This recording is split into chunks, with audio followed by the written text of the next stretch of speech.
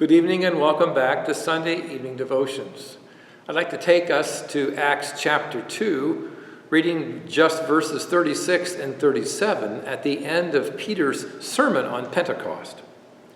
Let all the house of Israel therefore know for certain that God has made him both Lord and Christ, this Jesus whom you crucified. Now when they heard this, they were cut to the heart, and said to Peter and the rest of the apostles, "Brothers, what shall we do?" We have heard from Hebrews 2 earlier that we should pay closer attention to the gospel word that we have heard.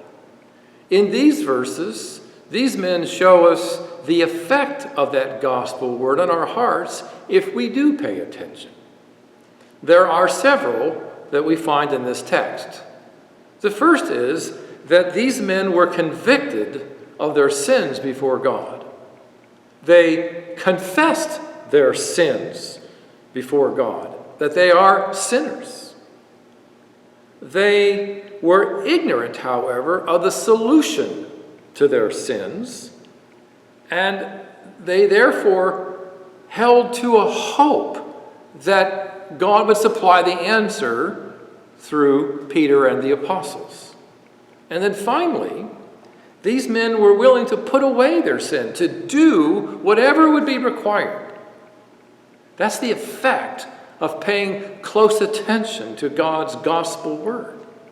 Paying close attention gives us ground, a ground in particular, the ground of God's mercy for our help. We see that in several ways as well. Our true humility shows God's ability. Our inability points us to God's capability. Our hopelessness leads us to God's encouragement, and our confession of sin prepares us for God's work in us, and our repentance for sin relies on God's mercy. So our response to God's gospel word must be humble reliance upon God's mercy alone. We cannot expect God to act as we think he should or as we want him to, but we must expect God to act solely on his sovereign mercy.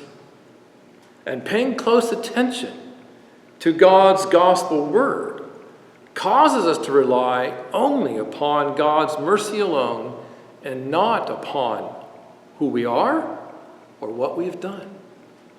And that is the good news. Good night.